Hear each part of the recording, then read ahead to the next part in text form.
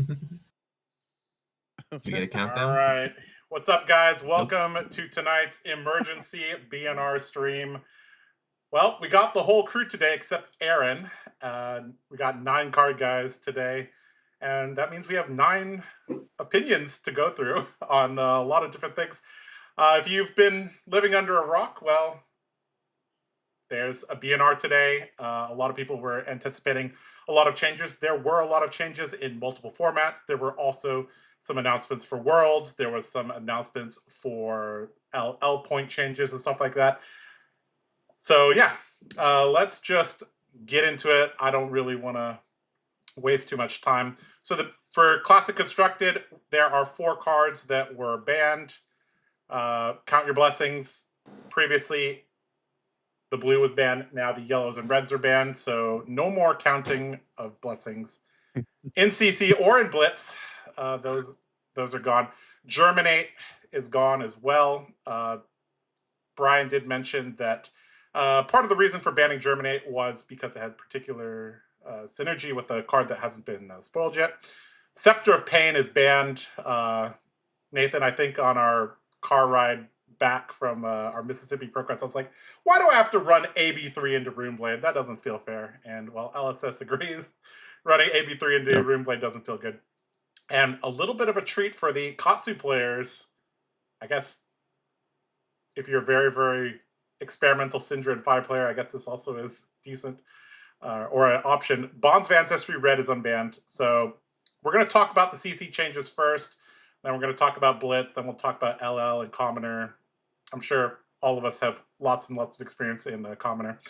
And then we'll kind of go through the other announcements. So let's just start off with, well, I guess let's just go line by line. So Count Your Blessings being banned. What are your thoughts on this? About time. About Good time. riddance. A very, very polarizing card in the community. Some people really, really enjoyed it. But I'd say a majority of people, especially at the... Brian does mention this in his article, that at the more casual level, this was a bit of an oppressive strategy. And CYB also is kind of like a check on, can you execute your game strategy perfectly? Because a lot of decks don't have unlimited damage, and so CYB is really kind of that check for them. What type of decks get hit the most by this CYB getting banned, and what decks benefit from this? Nude takes a little bit of a hit, right? Obviously, it makes her more like there's a singular play style right now. You don't have to kind of guess. Are they going to go CYB kind of with the old package, and then as it obviously is going to Giga Fatigue Bravo as well. Yep. That people have been talking about a little bit. Anybody got any more? Some sideboard plans of Jarl. Mm-hmm. Good point. Good point. Yep. I think Guardian in general, right? Yeah, Guardian in general. Yeah. I do think Dorinthia also got hit. I was a big proponent of playing CYB in Dorinthia, especially Dawnblade Dorinthia, mainly because of 1 + 2 = 3. And you had the ability to up the damage of your deck by playing CYB. Without that, I'm probably going to be bringing hatchets to events going forward. I'm not super thrilled to play Dawnblade without CYB as a sideboard package. Any other decks that this hits? Slapdash, but it's not really a deck, but like it's there in the ethos. Okay. I mean, I've been fatigued by Florian using it before, so it's nice that I don't have to think about that. Okay, so Guardian, new, Dawnblade Dorinthia, Fringe, Slapdash decks. Teklo. Oh God. Oh, Teklo. Oh yeah. True. Oh man, Teklo. Did they get one card away. LSS saved us just in time. Poor guy. Oh my God. 1 card away. That actually is kind of an interesting tangent. We haven't seen very many of the expansion slot cards, and maybe there's some Teklo spice in there, and they were just like, you know, gotta get him out of there. Oh yeah. That was on their Oh, yeah. mind. Oh yeah. Yeah. Cog Techlo. No. Yeah, can't have it. Can't have it. Okay, so what does this mean for some decks in the format? That means if you were running cards like Poison the Well, you don't need to anymore. Like Nathan pointed out, it does take that guessing game out a little bit. You don't have to guess which version of New you're playing against. You don't have to guess which version of Dawnblade Dorinthia you're playing against, or whether the Bravo is trying to Giga Fatigue you or not. Right. So it opens up a couple sideboard slots in a few decks, and I guess this also just means like games are less likely to go to time. So, any other impacts that we can think of?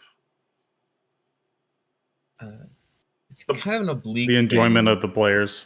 The block value of the deck goes up. Sure. Yeah, you were going to say I was something, gonna Andrew? that. Yeah, well, it was basically that. There were some times where you almost wanted your opponent to be on CYB because if your deck had a lot of on hits, they would be more likely to just draw these no blocks. I'm speaking, from a Prism perspective on this one. We loved seeing CYB, but some other decks as well. Like if you were, say, a Syndra player, I imagine you were perfectly happy for your opponent to have a hand of 1 or 2 CYBs in it. And then Assassins as well, though with them they would just play the CYB if they were going to get their hand ripped apart. But even so, it might not be what they were aiming to do with their turn. So CYB out, block values go up, and it becomes it becomes more face up, of course. But I would say it also becomes more interactive as a result of that. There are two other It's decks going to that force players to play better. Yeah, there are two decks that I kind of want to point out a little bit. They were decks that were susceptible to fatigue, especially CYB fatigue. We got a poorly played Verdance and a averagely played Vincent deck. Both of these decks were susceptible to getting fatigued, especially by decks that had a lot of blues and could be running CYB. Once CYB effectively gains you 30 life, so being able to deal 70 damage in effectively 1 or 2 turns was quite difficult for those decks. So that does help those two decks a little bit. Anything else we want to talk about in term on CYB? Just for the record, I don't think anybody thought that it was like an overpowered card. I think it is just a pain in the ass kind It's of miserable. situation. It's miserable. Sure. Was Using that Ron a and true was pretty statement painful. when the blue was around? No, when the blue was around, it was egregious. But like in its current state, I would say that it's an acceptable power level. It's just creates an unfun environment and it actually destroys the more casual scene for sure. Okay. All right, let's talk about Germinate next. So one thing I want to point out is that it looks like these bans were very purposeful, that they did not want to hit Verdance. There were several cards that they could have hit, like Rootbound Carapace would have been one, Channel the Millennium Tree is another one. However, those are cards that Verdance likes to use, and by hitting Germinate and Scepter of Pain, they kind of sidestep that. So Germinate, I'll just pull it up here for you guys. We have all the cards here. So this, in addition to being like an auto win and sealed in Rosetta, is also like really, really, really good in the second cycle, or it just created a deterministic win against a lot of decks because Florian would open up a little bit of a life lead. If you're trying to fatigue him, he would just set up a bunch of rune chants and then burst you down. We don't know what the expansion slot card is. That would obviously provide a little bit of context for this card, but yeah. So Germinate being banned, how do you guys think this is going to impact Florian? I think we can Fuck kind of Germinate. extrapolate. Good riddance. I think we can extrapolate a little bit on what the expansion slot card probably looks like based off of what they said in the article. The fact that it's supposed to combo with Germinate means it's probably a card that has Go Again and has some type of Mordred Tide kind of effect on the card that would combo with this card. So I also don't anticipate the card to be blue. I think that would be crazy for them to print a blue Go Again Mordred Tide on a stick kind of card. So it's probably some kind of red or yellow card, and it probably also blocks 3 to replace this guy in the deck. But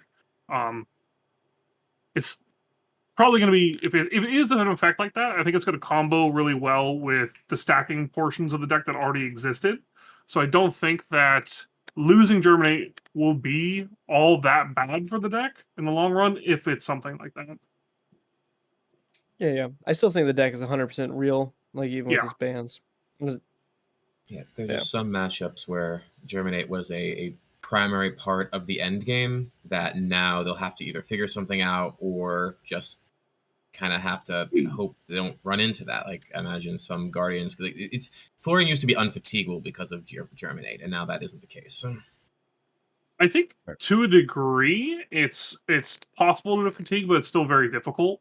I think if you guys are subbed to the TheCardGuyz Patreon, you'll have seen the deck primer that I put out, and if you have just a package of remembrances in the sideboard, these like really long fatigue matches, you can generate huge stacks of Rune Chance without playing Germinate once.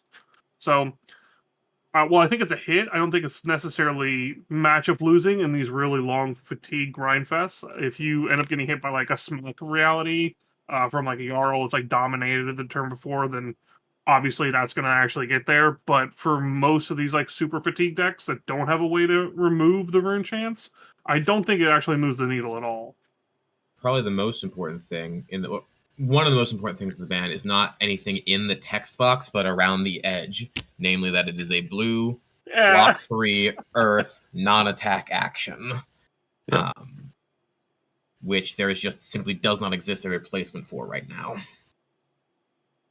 Right. It gives me a lot of memories of the Autumn's Touch ban back in Starvo days, where they're like, we just want to take out one of your critical earth cards from the deck, even if it's not like super relevant, but lower your block value a little bit. I mean, and it did definitely affect that deck. So I mean, I expect it to come up a little bit this way. So we'll have to see. But it's definitely a good ban, but not overbearing, and it's very precise into Florian. That way it doesn't affect Verdance, because Verdance needs as much as she can get. Okay. All right. Hitting Scepter with this is a pretty big deal, in my opinion. These guys think that it doesn't hurt him that bad. I think it hurts him a pretty good amount, but we'll see. I'll be happy to be wrong, be proven wrong. But yeah, if you're going to be playing mid range, like I'm definitely going to miss this card playing Florian for sure. Okay, so you bring up Scepter Pain. Scepter Pain was another ban, or the third and final ban from the Classic Constructed section. So Scepter of Pain being banned, this obviously hurts the stack Florian. The mid-range Florian, were they running Scepter of Pain in their sideboard? I don't think so, right? Okay. No, so, not really.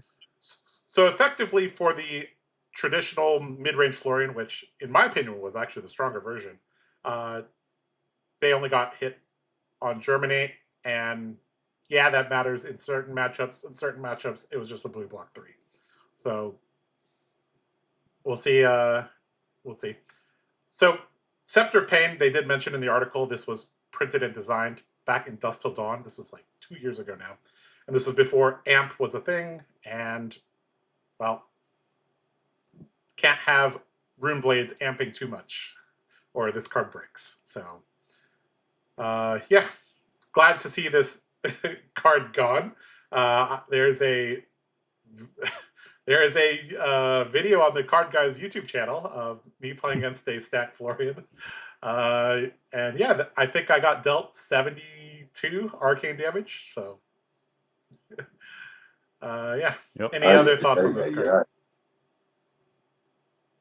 I mean, this deck has been tearing up the RTNs, so I'm happy to see it gone for a lot of players. I mean, it's just too consistent in that version of the deck, right? Because you're playing the tree. They didn't ban tree, like you said. But just playing a tree out, depending on the way that you have your deck set up, you're keeping the tree around for 2, probably 3 turns sometimes, and you're just hitting it every single time. It's just a little much, right? And you could decompose With tree being a on 3 defense. block.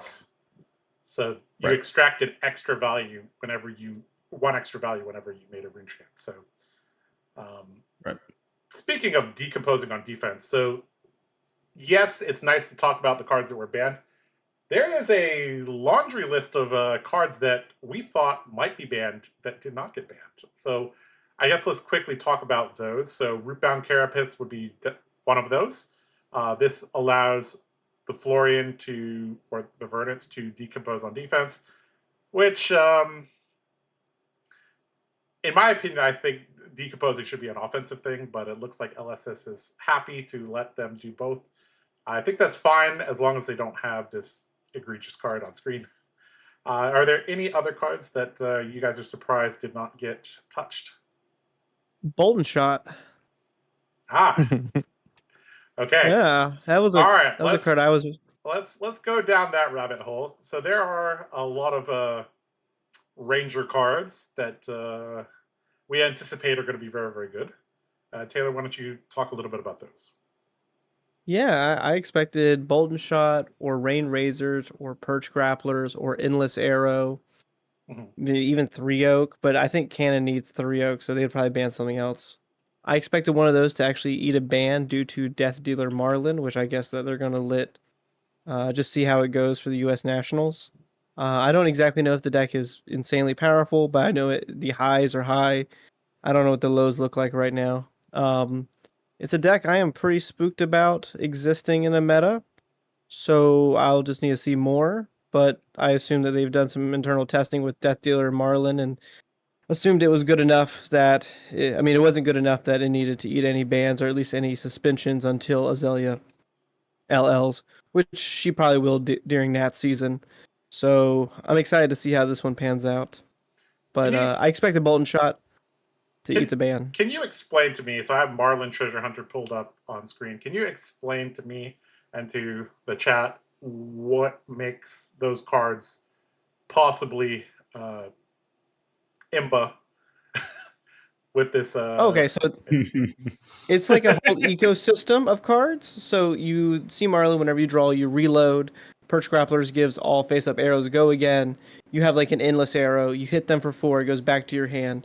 A couple things you can do here is, of course, activate Death Dealer. You draw a card. You can put 2 into your arsenal. They would both have go again with the Perch Grapplers or Rapid Fire. Another way of doing this would also be activating gold, drawing a card, reloading Endless Arrow, hit them, activated gold, arsenal, put in your arsenal Endless Arrow, hit them again. So it's almost like an OTK combo if you could get them their hands empty late game or second cycle.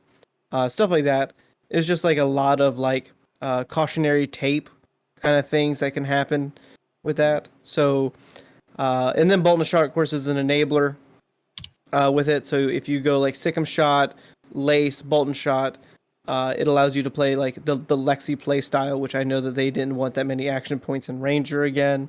So that's why I was kind of curious with Bolton Shot still being around. But I'm excited to see what happens. So I have the hero card pulled up. So this is phrased in a very, very particular way. It says, whenever you draw a card during your action phase, you may put an arrow from your hand face up in your arsenal. This is not once per turn. So no. That is no, the you can do key this. thing. Yes. So the big thing is like with 3 Oak, you can actually cast 3 Oak and 3 reload triggers go on the stack.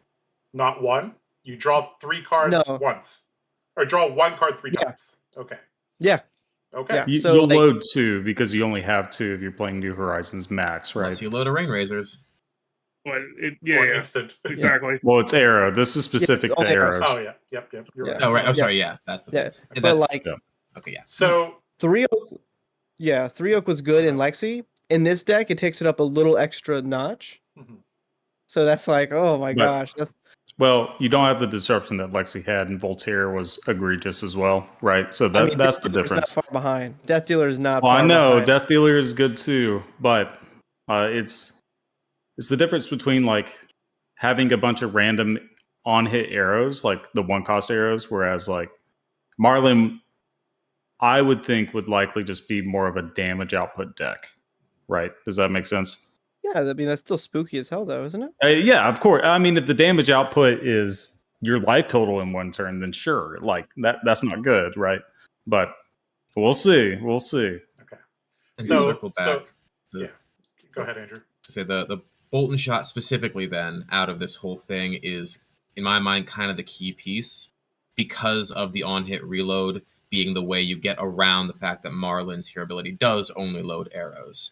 So this is how you get your second 3 of a kind on a turn if you draw into it. This is how you get any of those other cards you may have drawn thing, and on top of just the other arrows. So I wouldn't have expected, even in the worst case scenario, a full ban of Bolton Shot, but a color banning like we've seen in the past, I would not have been surprised by at all. Yeah. Okay, so this is giving me kind of Briar flashbacks. Maybe there will be an errata in the future. We'll see. To make this once per turn or twice per turn or something. All right. Are there any other cards that were on our radar that were not banned? I want to say Tunic. No, brother. Oh, No, my. brother. That's never happening. Yeah, so I just, it's too iconic. I know it's too iconic. yeah. But like, If always Traverse didn't get speculative. banned, argument. Tunic is not going to get banned. I know. Yeah, fair enough. Everyone always wonders if the 4-block D-Reacts are ever going to eat it. Didn't happen this time, but maybe someday if Shelter Project doesn't Blue, take get me it. some hope. Yeah. Well, they can't though because they just printed Shelter, so it'd just Yeah, be like, exactly. okay, we print this. Yeah. Like before I saw Shelter, I was like, oh, it's in the realm of possibility. Post Shelter, I'm like, it's never gonna happen. And then they So- printed the Pretty Sync for London, and Yeah, Mhm. yeah. There's another one coming. And yeah.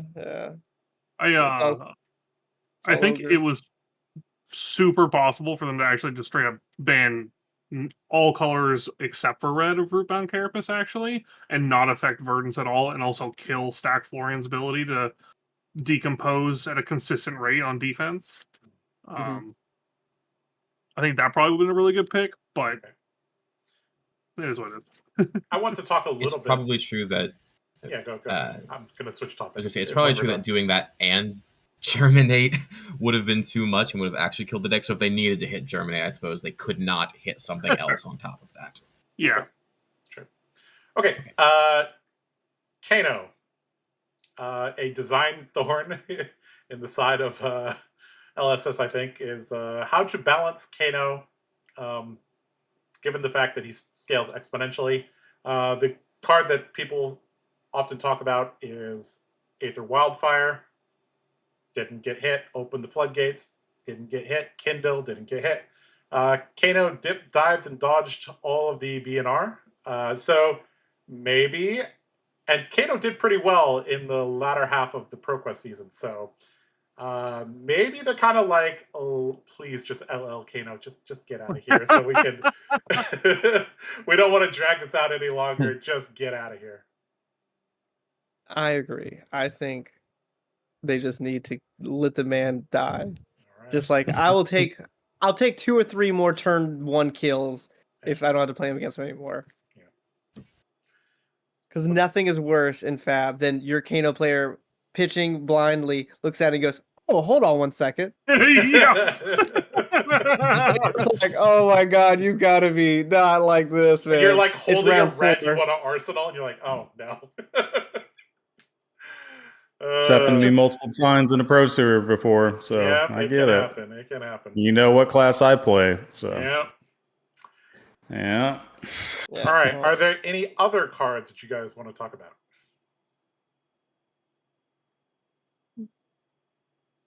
All right. In general, are we happy about this BNR? Yeah. This portion of it, yes. Okay. It was a little light. They Oh, hyped it up boy. like crazy. Like the CC was going to go completely different, and things are Yeah, mostly the same. I thought we were Yeah. going to have a giant change. I mean, this is a moderate change, but okay. Yeah, All right. I mean, they hyped it we up. got- It was like we crazy. got the best card ever unbanned. Bonds. Oh yes, we haven't talked about bonds yet, Bonds. but yes. All right, let's talk Yeah. a little bit about Bonds of Ancestry Red being unbanned.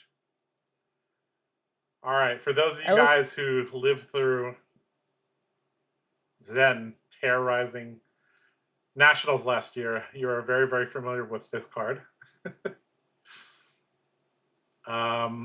Okay, so let's talk a little bit about what's happened since this was banned. So we have Retrace the Past. That came out. Underwhelming Gust Wave. Well, Yeah, disappointing. the other Yeah. Gust Wave, yeah, that one too. So bonds can if you don't have copies of Dishonor, you might need to go get those because now it is possible to play Dishonor in Classic Constructed.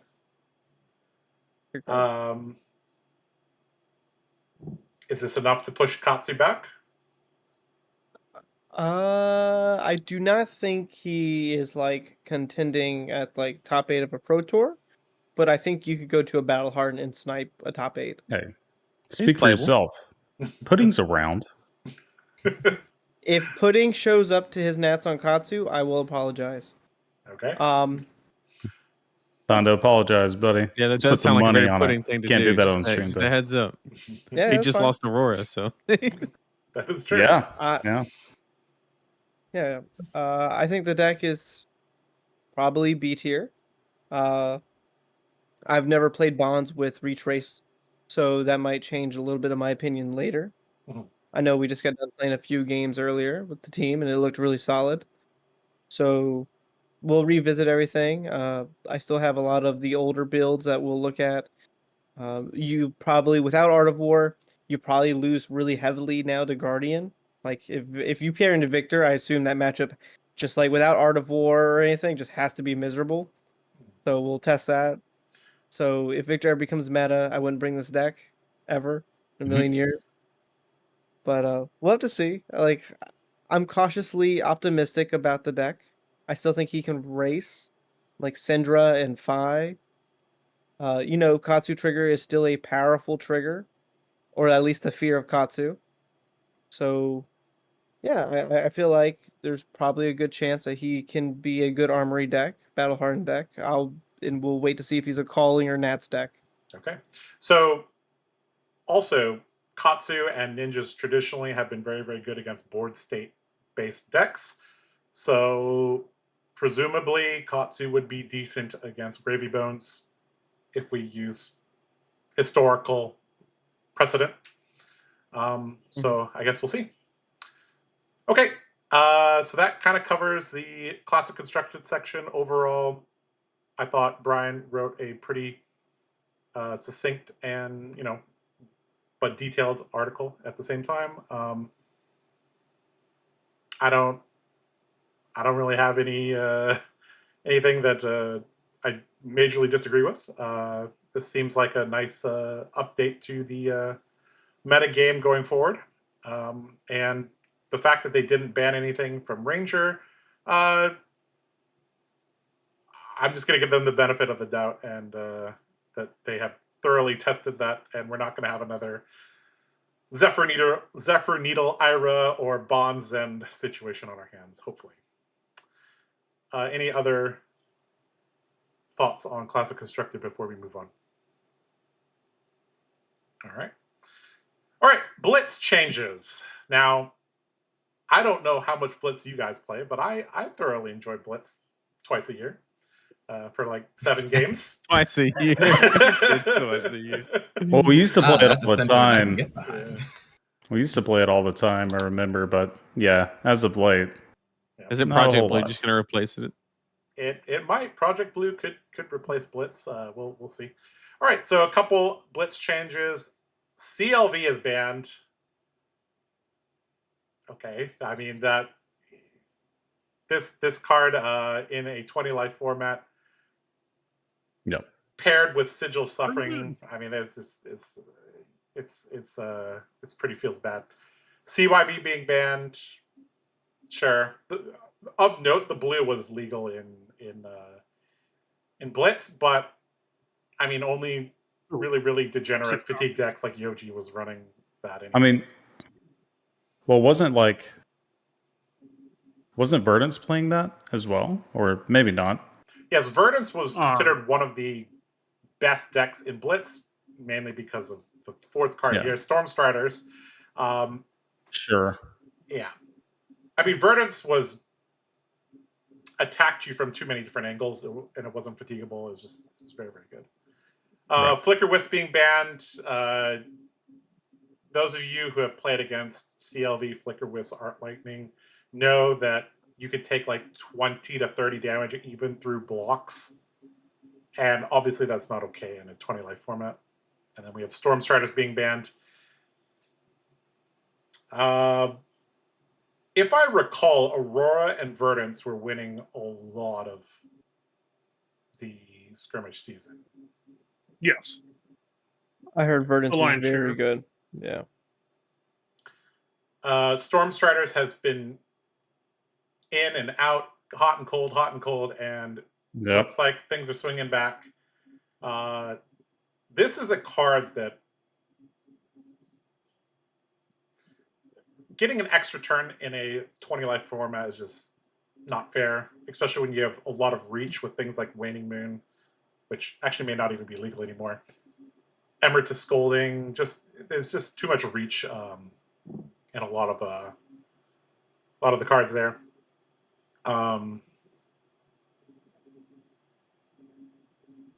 I mean, Aurora still going to stick around for quite a.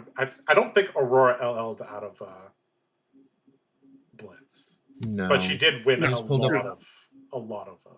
Yeah, I just pulled up the Living Legend board and the points. Yeah, Aurora and Verdance were by far the biggest winner of the past seasons, but both of them are sitting under 400 points each, so they're not going anywhere for a while.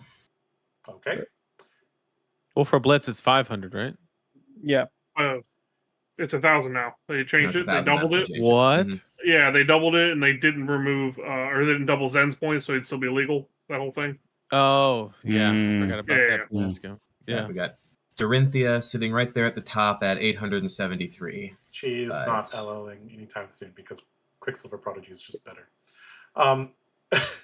Okay, so indeed, of note, Blitz and Classic Constructed both have are both affected by the update to Living Legend points distribution section of this BNR.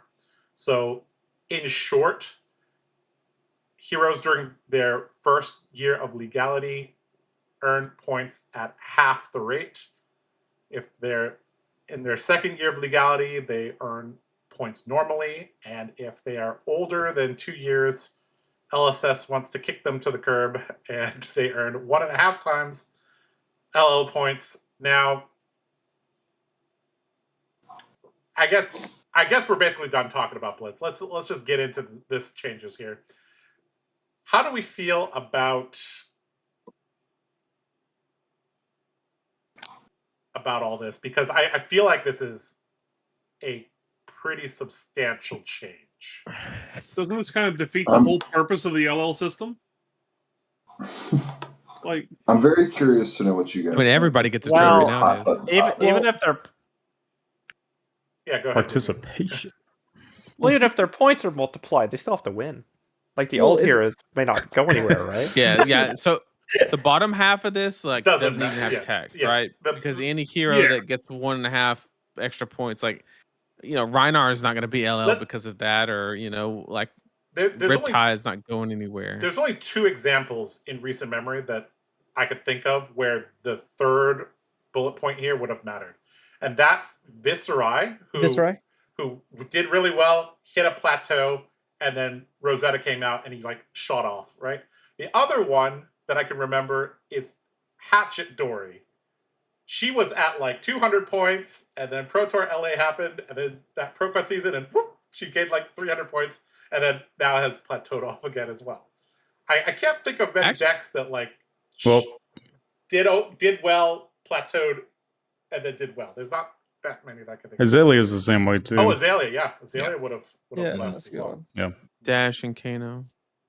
Yeah. They've been constantly gaining, right? Dash and Kano. I don't feel like they've That's true. bursted. Yeah, that's true. Well, Dash Yeah. definitely like just suddenly died. She just woke up one Yeah. day dead. It's called high If- octane, but Yeah, I was about to say. Yeah. If Dash wasn't literally right there already, it would matter for her. yeah.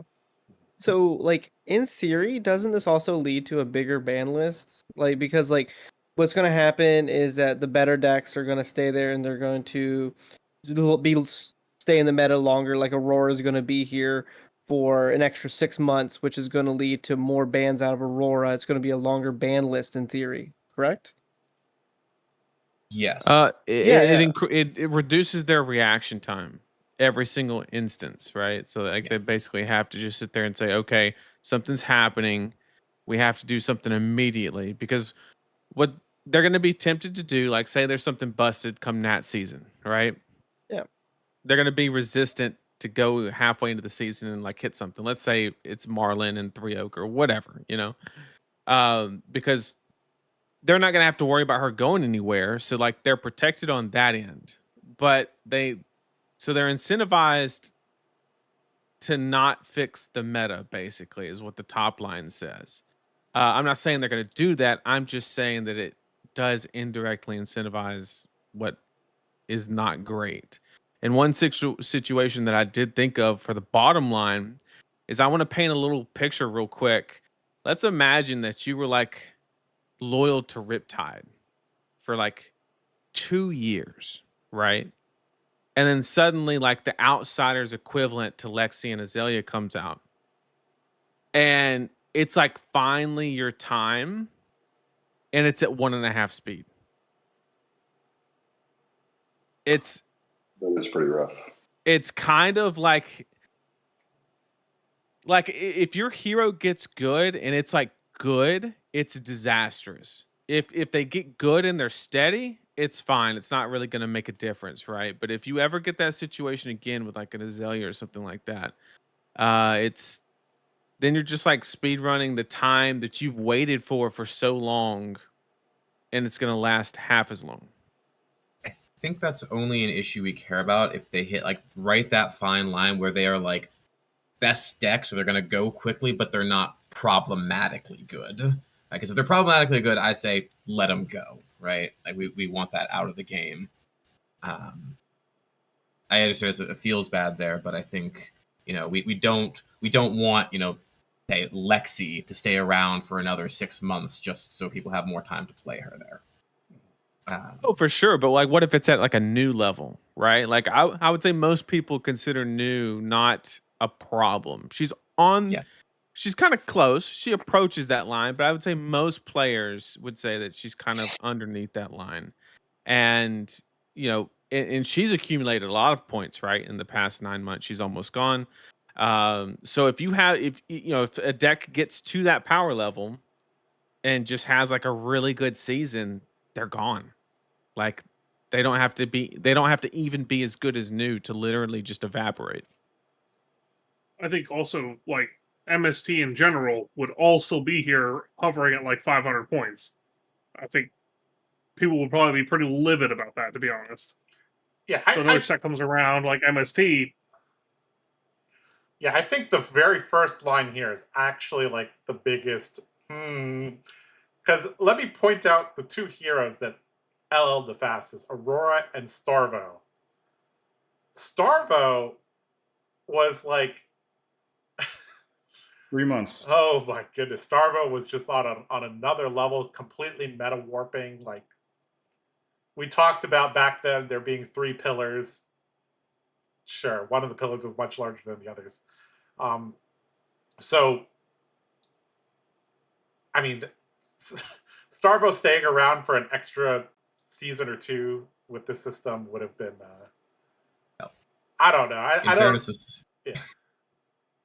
In fairness to Starvo specifically, even if it was halved, he'd have still been at 800 when he actually went. Right. So yeah. It wouldn't have been that much longer. Yeah, he overshot it to like 1,1500. You're right. You're yeah. right. Fair enough. But yeah, like, I don't know. Let's just hope that this system is combined with them being a little bit more hands-on with the bands. Yes, they have to be. I mean, if they're going to say that there is a speed limit on how quickly a hero can LL. They have to be on top of making sure that hero does not is not too overtuned and takes over the meta. Despite the incentive to the contrary that you were mentioning, Nathan. Right, and I just hope that they know what they've signed up for with this change. Because if they're not on top of this, it's gonna get out of hand quick. You could very easily that they made this change. They started with like, what can we do to guarantee the Aurora situation doesn't happen again?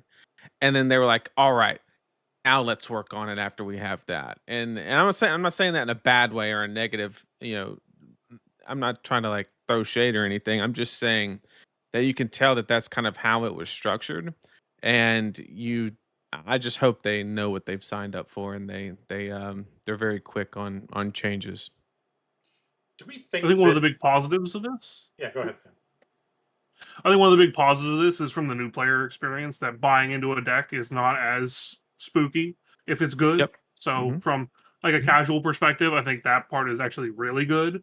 And from like a growth kind of standpoint, the game is getting a lot bigger, it seems, recently. So people buying in and not feeling completely alienated that their hero is gone, like the entire Japanese market losing MST, or you bought in through First Strike in the Armory deck for Aurora and now she's gone. It's not going to happen again. So that's really positive. It is a very good thing, but there are obvious concerns that we have about it.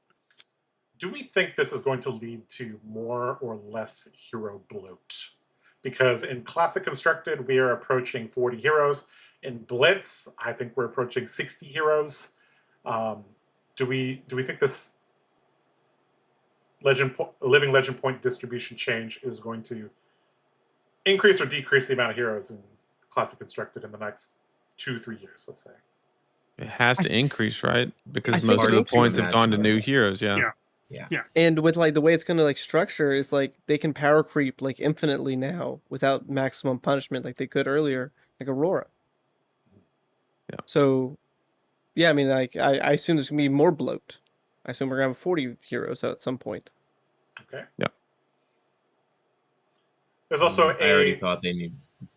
Yeah. There's also a small thing that I want to bring up is that now they track the exact fractional Living Legend Point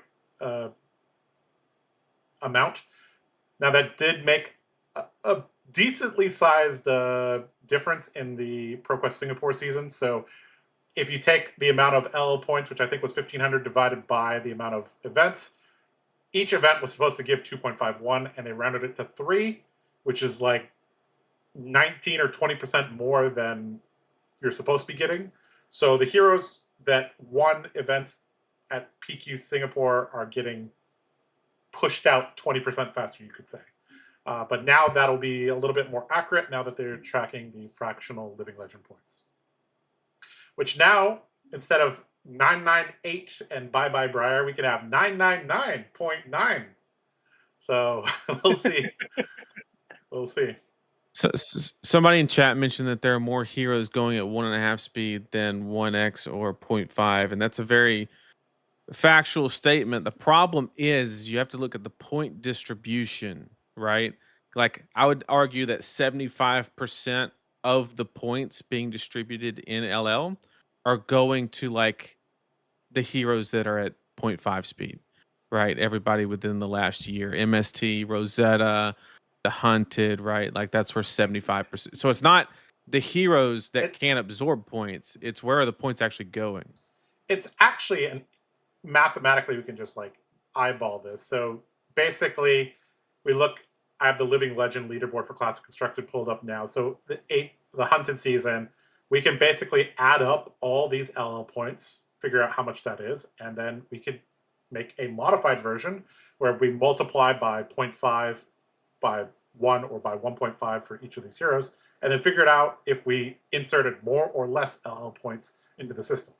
This is something that we could do later, I guess, but it's pretty easy to check. And I do think, I mean, we could just eyeball it. Florian had the most. Yeah. Prism. Prism AOS is 2 years old, so that's different. New is 1 year old. year and a half ish. Yeah. Yeah. I feel old. Marionette, yeah. Yeah, Dust Till Dawn was a long time ago. Oh my god. Okay, so My boy Bravo would have stayed. Good to see. okay. And I do believe that these start with heroes starting in high Cs. So like it's not retroactive. Like Kano ain't gonna be gaining 1.5 going forward. I think it's starting with high Cs. No, It applies they'll to all start heroes accumulating. starting June 5th. Yeah. Yeah. They're just not going to retroactively apply them. Yeah. Right. The following point multipliers will be in What if effect. they did? Then you would If it immediately did, we'd LL have a like lot of heroes, which I right, wouldn't be right. opposed to. What you would immediately do is you would Would. un-LL some heroes. No, I got to keep Bravo until the That's Guardian true. Mastery set. He'd be gone, bro. He'd be gone. He'd be gone by just a little bit, but he'd be gone. Yeah, there could be a fourth bullet point here. It says, if a hero had a mastery pack printed in the last year, their LL points are multiplied by 3. So No, that's how we get no, him they out of need here. Get him out of here. 0.5 again.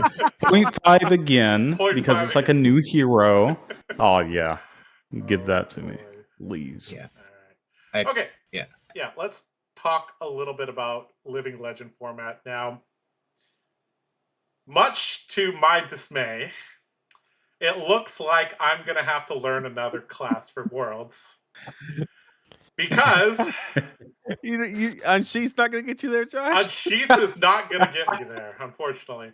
The 2025 World Championship in Philadelphia will feature Living Legend as one of the formats used to determine the world champion. So this is very likely going to be similar to the very first World Championship in San Jose, where they had 5 CC rounds, 3 uprising drafts, whatever the format was, 3 draft, 3 more draft, and then 5 blitz rounds, so 16 total rounds. Right.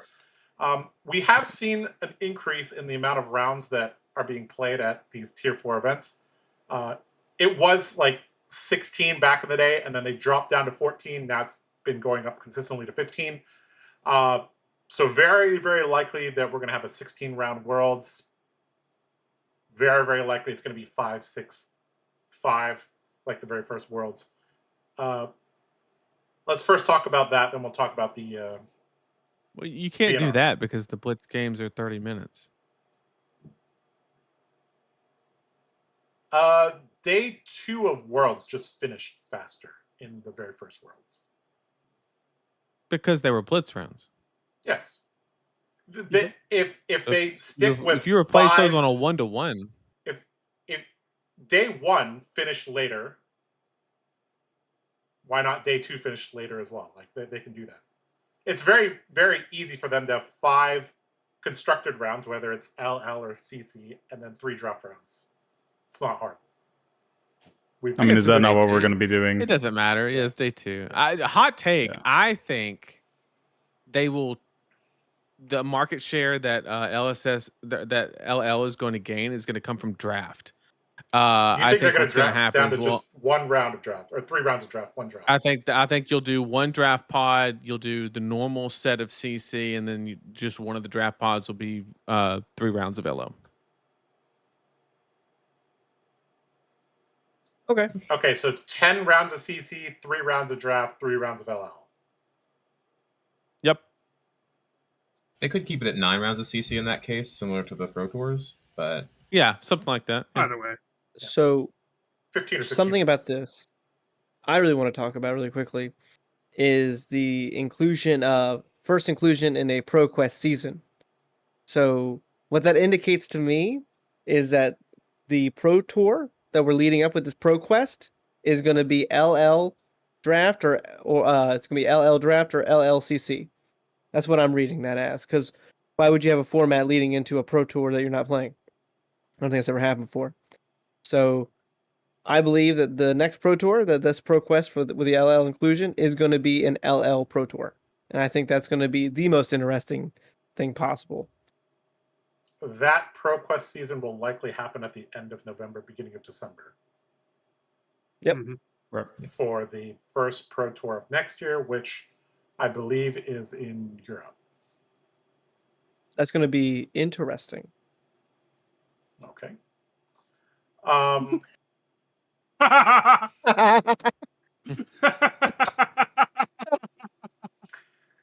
going to have so much fun learning how to play the most basic Prism. cran-eating deck that exists in LL. All right. Buckle up, buddy. I'll teach you some Starvo. Yeah. Hey. My approach to that is give me the deck where I have to think the least. And I can high Your roll the brother most. You just gotta look and see if you have is 3 a colors. pretty good Prism player. Bazinga or no, that's all you need. Can I see red, blue, Bingo. not red, blue, yellow, earth, ice, and lightning? You Okay. need at least 2 of those to be blue, buddy. Yeah. But we can continue. All right. All right, let's talk about some of the LL bands.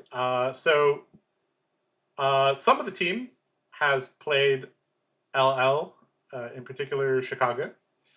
So we do have some people here that will know what they're talking about. Obviously, I'm not one of those people.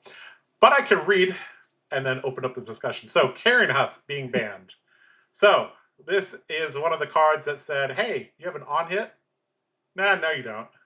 I don't care about your Herald of Judgment. I don't care about your Spinal Crush. I don't care about your Crippling Crush. I don't care about your Dominated Red in the Ledger, whatever they're sending at you.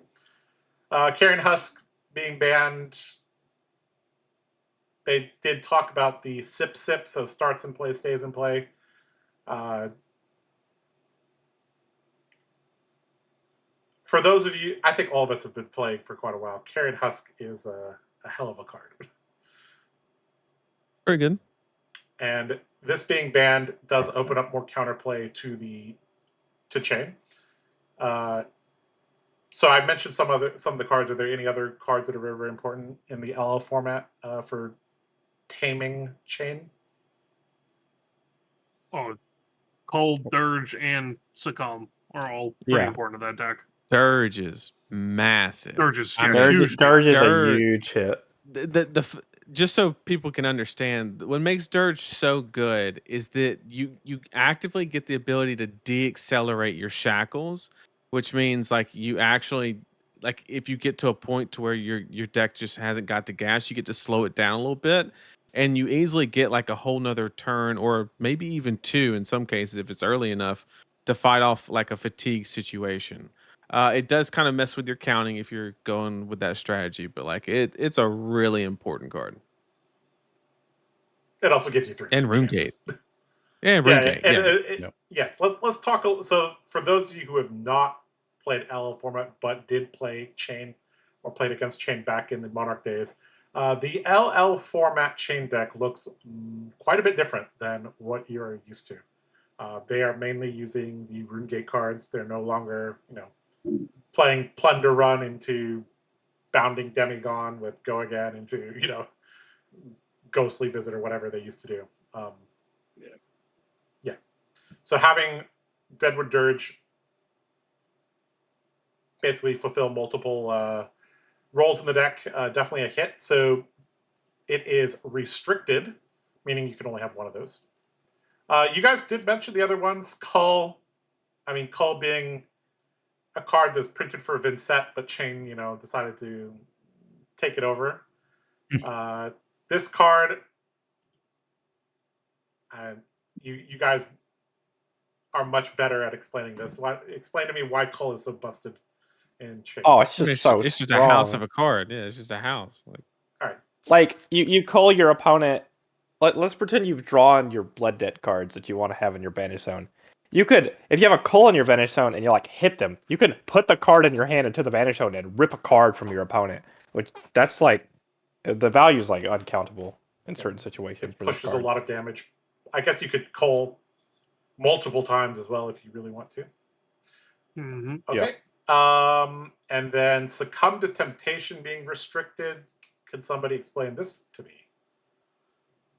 just to make them weaker against aggro, right? Right, because they were the ultimate aggro disruption anti-fatigue deck, which is, a deck being too good at too many things, right?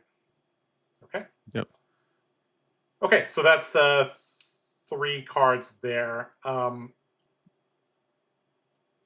of Seeds, now banned. So they did. Oh boy. Ed, tell me how you Rip feel. Marva. Ed, tell me how you feel. I mean, when I got into this game, I started building Oldham. So Crown of Seeds has always been like a card that I really, really loved. And when Starvo came out, I was like, this thing's insane. This is broken. And then, Starvo leaves after 3 months, so I only got like a little bit of time with it. Got to play in Oldham, obviously, for a little while. That was fun. Good times. And then it's like, okay, well, now I can go back to it in LL and play my Crown of Seeds, my Tunic Counter, Starvo shenanigans and whatnot. Now it's gone. Now I know Starvo was very, very strong in both formats. So I can understand why. It's just what this does is it really, really removes the consistency of getting your bingos or whatever you want to call them when you have all these elements. So you could be off one element and you're like, you know what, let's go ahead and try this, prevent a damage, and then oop, I got the other one. Let's go. Crippling Crush dominated for 13. That's pretty good. So Into winter. it hurts. Yeah, into winter as well. It hurts, but I mean, Starvo's not dead for sure. I mean, the deck is still going to be strong, especially when they unban hypothermia or unrestricted, I should say. I think Icelander's even back on the more table. so, the Guardian Mastery Pack is coming out before the ProQuest season that we're playing LL. I can't imagine that he doesn't get some kind of upgrades from that. So, Oh, for sure. So, if you win like a Pro Quest and LL, does it like get like LL points? Like, how does that?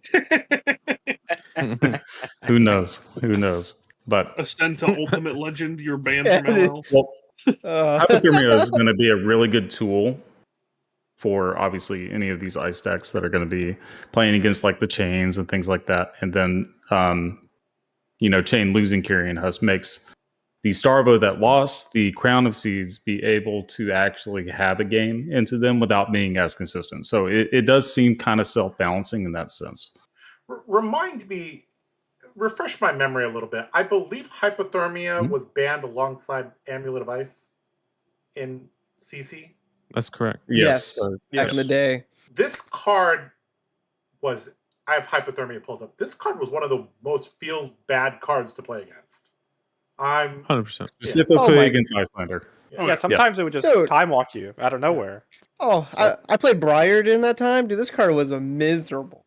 Yep. Like, oh my god. So now we have full powered Icelander policing the format, I guess you could say. You're still a dog to Starvo's. And since they restricted Dirge, you can't Dirge it. I still think that. That's a Wait, good point. you can't play yellows either, can you? Rip. Nope. All the Dirges are banned. You get to play your one red.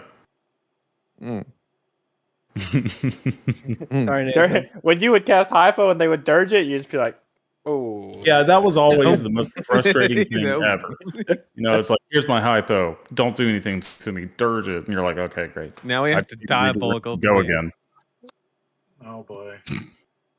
Okay, well, they did say that they felt like Icelander was a bit underrepresented in the LL format, and this is a little bit of a help to that deck. Also, I guess, helping Oldhim, Jarl, Starvo, Lexi. No, Oldham's hurting bad. Oldham losing Crown of Seeds is a disaster. But anyway. It's a disaster. Oh, man. Okay, so that is all the LL changes.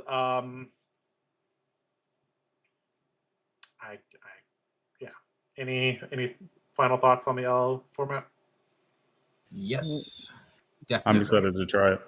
I'm going to play Icelander. So, a couple things I want to say about this. I've never played a game of LL in my life. Me too. Which is weird considering I have the easiest path into LL than most players. Yeah. Considering it's like 5 cards different to play LL Prism versus CC Prism. But I just never did it, in part because it was such an unfamiliar format, and for me, I came in to the game after a lot of these heroes. I was after Chain, I was after Starvo, I was after Original Prism. Barely played with Oldhim around. So going into that was intimidating for me. And now, of course, we're going to have to start picking up a little bit to go to some of these larger events. But seeing that LSS is, now focusing more on it and trying to kind of bring some of the stuff into line, I think makes it an easier entry for other players who want to get into it. And I think that's a very big deal if they want to make this format like a real competitive thing. All right. Where's I got Gravy's one. weapon? Before we move on to Gravy's Yeah? weapon, I got one last thing for LL.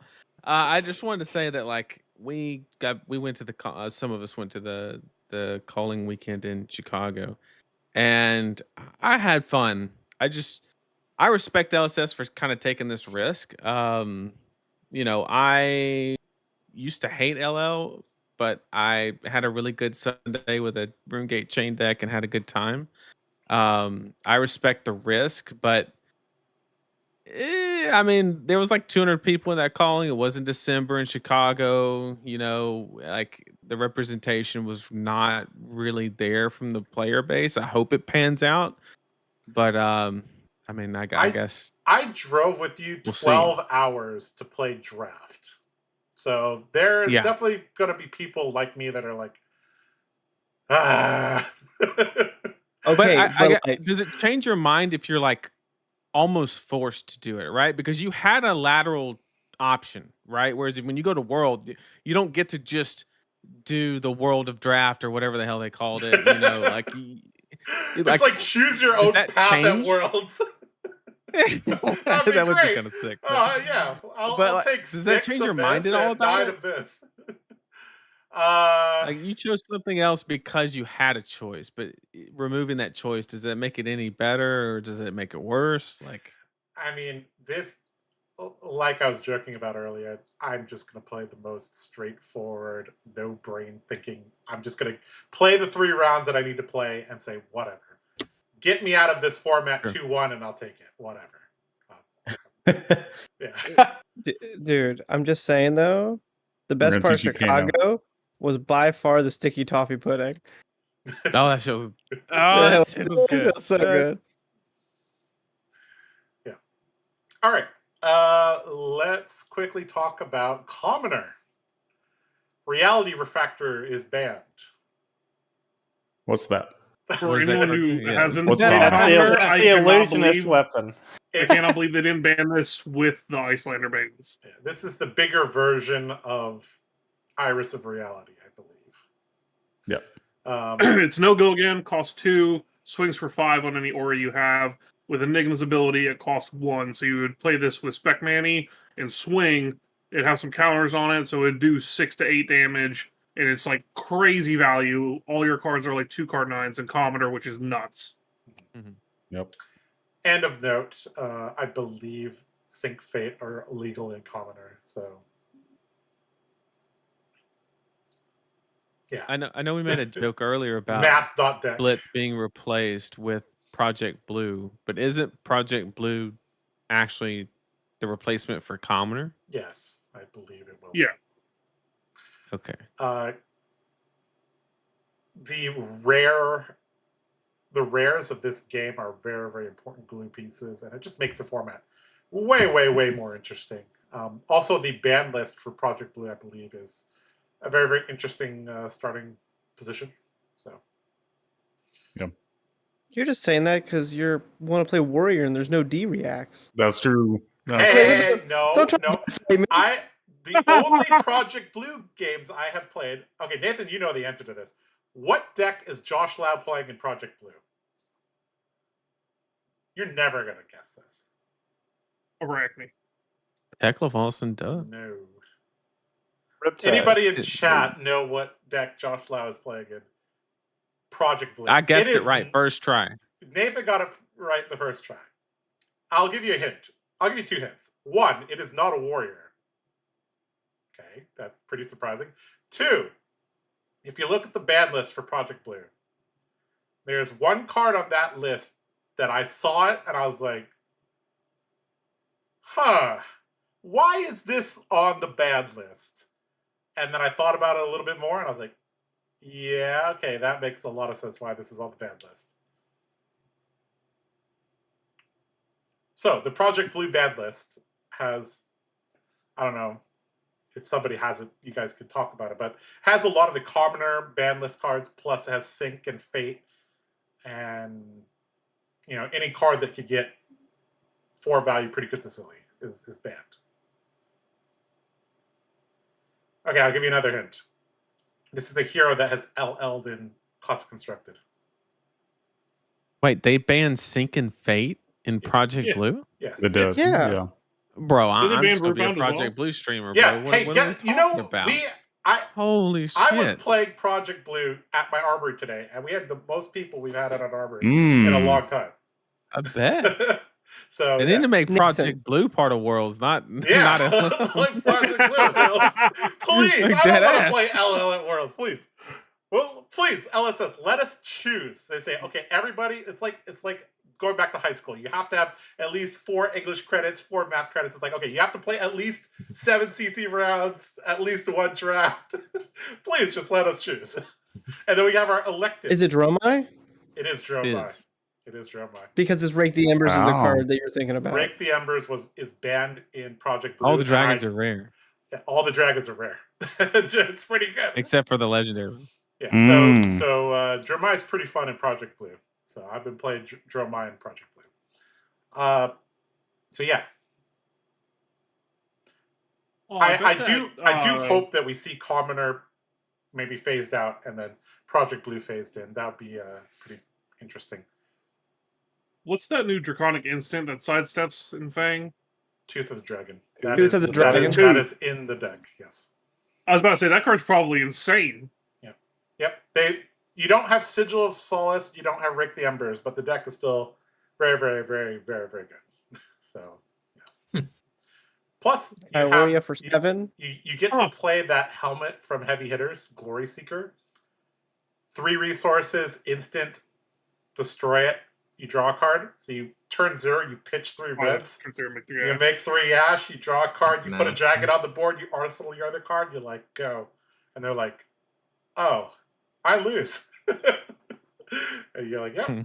So, yeah. Isn't that card like unplayable if you go second though? You have, it's an instant. You can.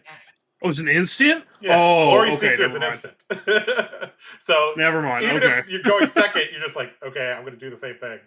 I have 2 cards to block, and I have 3 ash. It's like the same thing. So, yep. All right. Is there any? I guess we're getting kind of off topic now. Okay, so the next BNR is going to be You don't Monday, say. June 30th. So this is after. So Nationals this year is 4 weeks, I believe. U.S. Nats and then 3 weeks, or is it U.S. so. Nats in 4 weeks? Oh, buddy, I'm pretty sure it's closer to. Hold on, let me check. So we got It's literally like 2 weeks. separated, right? 2.5 weeks. Really? Okay, that's a really, really quick Nat season. Yep. But okay, anyways, the next BNR will be after Nats, so probably it will be, if something is super busted in Nats, we'll see you guys again then. If not, probably no changes. Yeah. Immediately Stream scheduled after for the July final 7th. Keep it posted. Yeah. All right. Yeah. Any final thoughts on this BNR? I wish we could say more, but we would need to see the full set and all the expansion stuff to see if there was something else that should have been hit for someone, but we don't know yet. I think they should have unbanned Blue Drone and let that have been Gravy's weapon. Just, I don't think Gravy Beds is getting a weapon, but we'll see. We'll see. I'm just saying. I'm just saying. Yeah. All right. We'll get Well, one. It'll happen. LSS, if you want to hire Taylor, you can contact him. Don't you have to win a calling to be a? You need to top 2 Damn. tier 4 events. So Andrew and I could theoretically go work at LSS. With your at the end of the powers combined. With our powers combined. Sam, you're my 13th reason. All right. Is there Anyway, by the end of the year, we'll all be able to go work. Guaranteed. Oh, okay, Call so in for now. the card guys here that have been monitoring chat, is there anything that you want to bring up that chat has brought up? Somebody wanted a Damien on camera, but that didn't happen. yeah, they're rioting now. They're outside screaming into the aether. Yeah, ENF said Gravy can't use a one-handed weapon. He needs the other hand free to slap the crew around. I like that. That's a good reason. A strong pimp hand. Yeah, that's right. That's right. All right. Well, I am going to assume